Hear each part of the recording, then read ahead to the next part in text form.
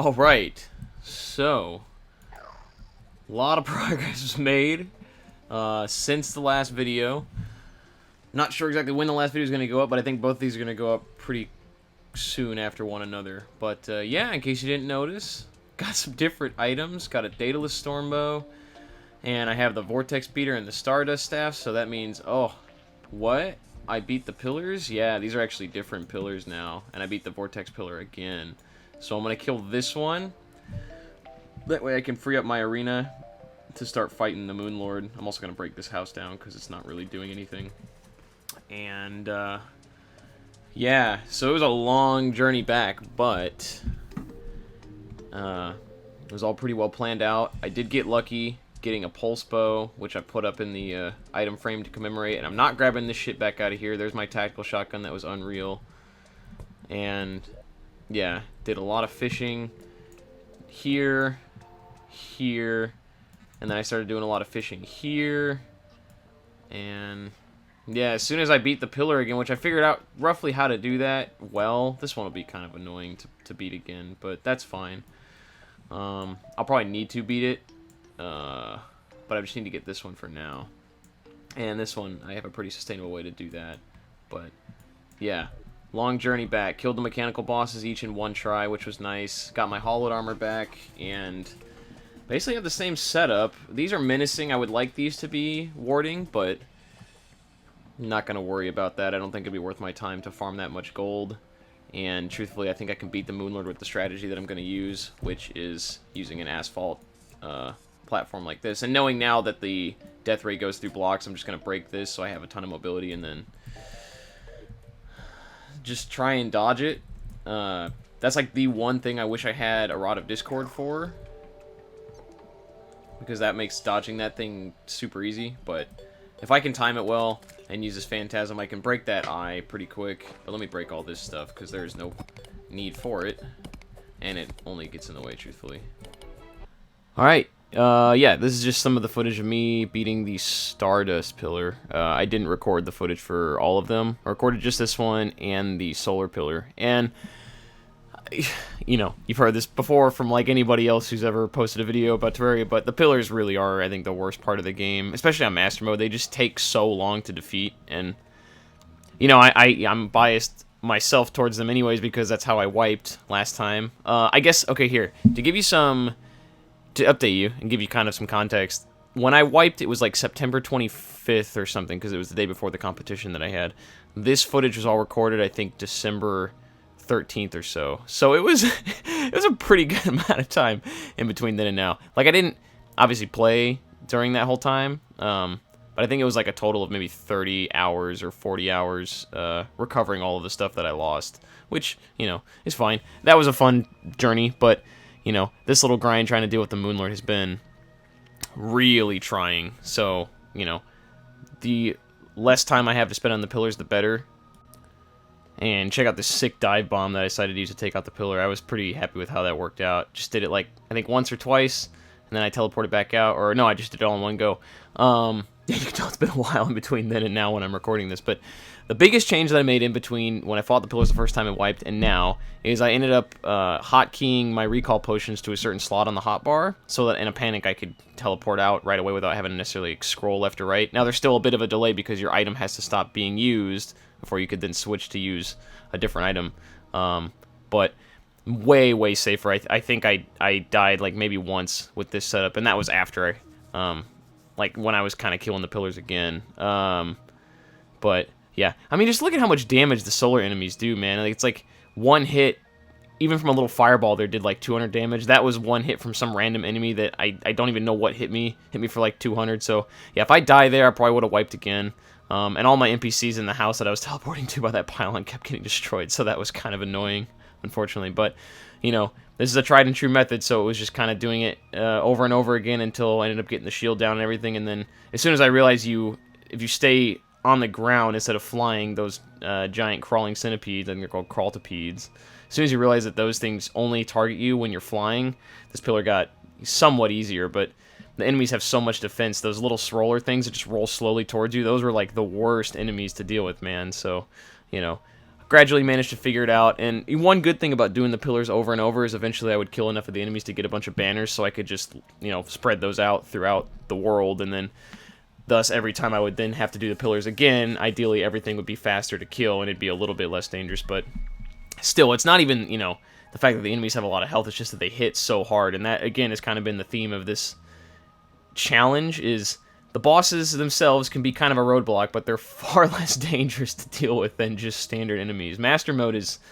certainly a little unbalanced, I would say, sometimes, especially in hard mode, because for the most part, all of the base enemies that you would come in contact with typically hit as hard as bosses. Maybe they just have slightly less range, but typically when you encounter them, you're in much less confined spaces and not in an arena like this, so it's actually almost easier to deal with the bosses. But the boss fights themselves are still super fun.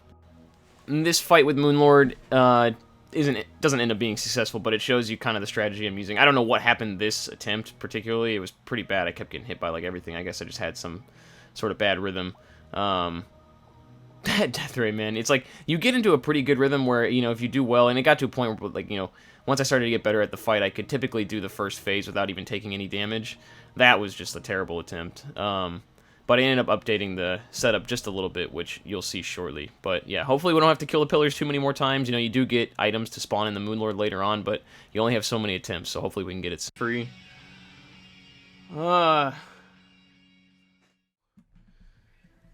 This can be the last time I can summon one of these Moonlords, and we can do it right now. In between the last attempts and now, I put a lot of attempts in on my different, one of my different characters. Basically with the same exact gear setup that I have now, minus the Wrath Potion. So I'm hoping that'll be the only thing that'll make the primary difference. I have beaten it a few times on that account, but I'm probably at, if anything, a 50-50 record on there. But seemingly my first attempt of the day has gone better than some of the later ones. So I've had a couple of runs where I've done it twice in a row. I'm hoping that this little potion here will do the trick, but let's go look at the arena real quick. It has definitely changed. Yeah, so I flattened this out and just put the asphalt all the way across, and then I put sunflowers throughout. I put a couple of bonfires. I don't typically go all the way over here.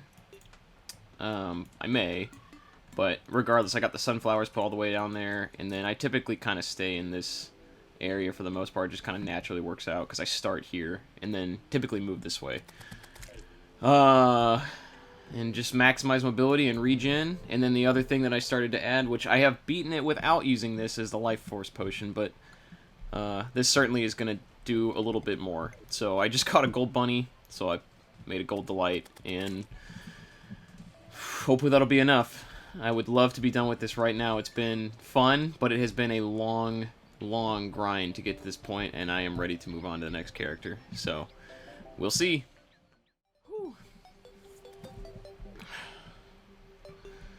Alright, baby, let's do this.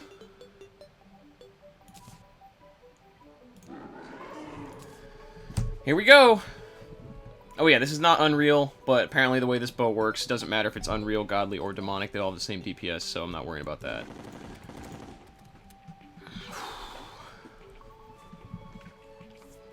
Gotta calm down.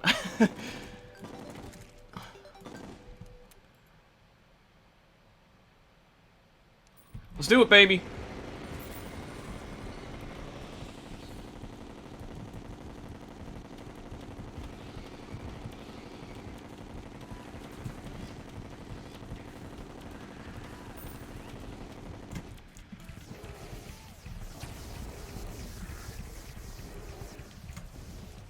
It's fine.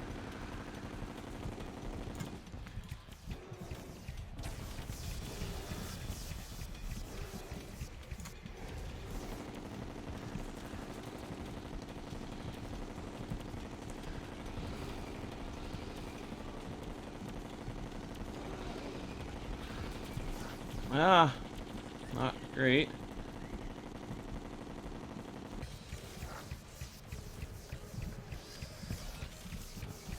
You can get it. That was pretty heartbreaking. I don't know how much health it had left, but that was far and away the closest attempt I had to this point on this character. And like I was saying earlier, I'm like 50-50 with this strategy, even though I've done it successfully a few different times on another character with the same build. I'm not quite sure what was different from time to time for the unsuccessful attempts, but I felt like it was there. I just had to try it enough times, and eventually I was going to get it, so back at it. Like, I just lose momentum, but on the fights where it works, it's like, it goes so well. Damn it, man. I really don't want to keep redoing the pillars.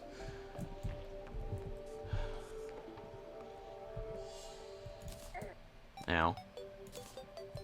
Unfortunately, I am out of Moonlord summoning devices, I believe, at this point, so yeah, I have to go kill the pillars again. But, like I said earlier, every time I have to redo them, they get marginally easier because I get more banners, but yeah, not a huge fan. The one positive note of trying the Moonlord on this account at this point is, I keep saying account, but it's a character. Account because I play RuneScape, but the reason why it's not a huge deal, except for the pillars, is because I'm not worried about dying at this point because it's so easy to get back up to the arena, and the asphalt has such mobility that I can kind of avoid any of the enemies that would spawn up there, which that's a first for this this character where I'm not worried about dying necessarily and losing all of my items.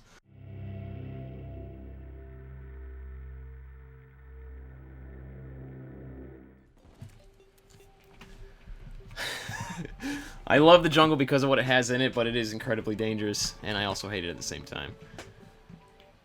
Alright, here we go, baby. Let's do this. Come on. We can do it right now.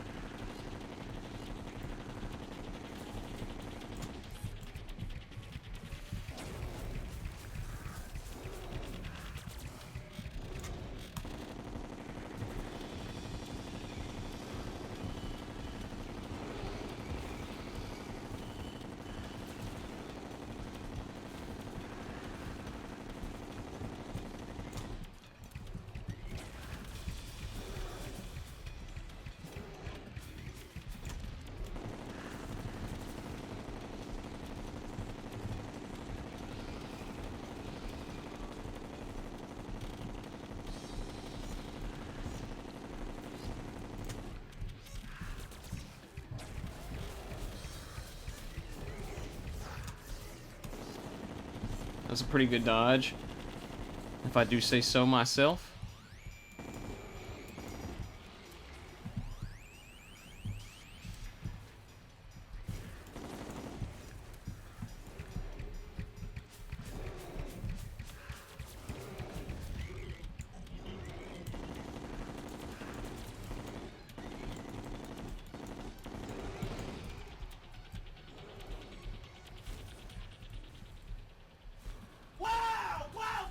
What do we got?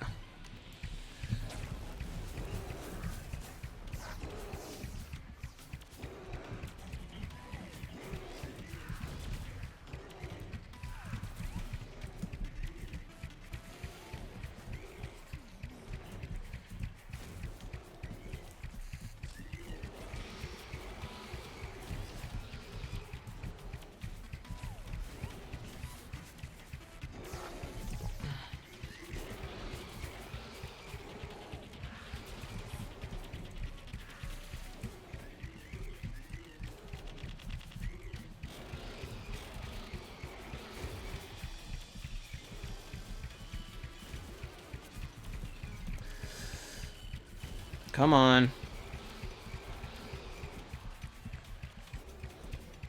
Why won't you die? And that's it. After all that, an 80-hour journey culminates in just a 4-minute fight. It's funny, even now I couldn't really tell you what changed between this fight and some of the other fights, but I felt it in my bones with this one. As soon as it started, I didn't even use a sigil. It was just right after beating the pillars. Went into this one. First phase was going well, and right into the second phase, everything went perfectly smoothly. Couldn't have asked for a better fight. So, yeah, such a relief to be done with this finally. Ah, hell yeah, dude. Send train is what we call that in rock climbing. Oh my god, we're done. Holy shit. Wow. Call it. Oh my god. Where am I gonna put this? Let's put it right here, right next to the honey. There you go. Just kind of chilling there. But yeah, it's brown because of the moon charm, which was just kind of a cosmetic thing. And truthfully, it would kind of freak me out sometimes because I would take a hit and it would sound like an enemy. Alright.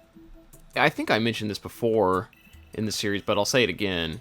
My primary motivation for doing challenge runs like this in games is just, one, to experience the game a different way, but also because it builds your skill in a game to play it like this. This presents with its own unique challenges that you typically wouldn't encounter in a Terraria playthrough, and it certainly encourages you to get better at the game so you get punished less. So I would certainly say that, my skill has improved. I started up this playthrough having played the game a lot, but not being necessarily good at it at all. And I would say I'm still not great at it, but I'm certainly far better than I was when I started.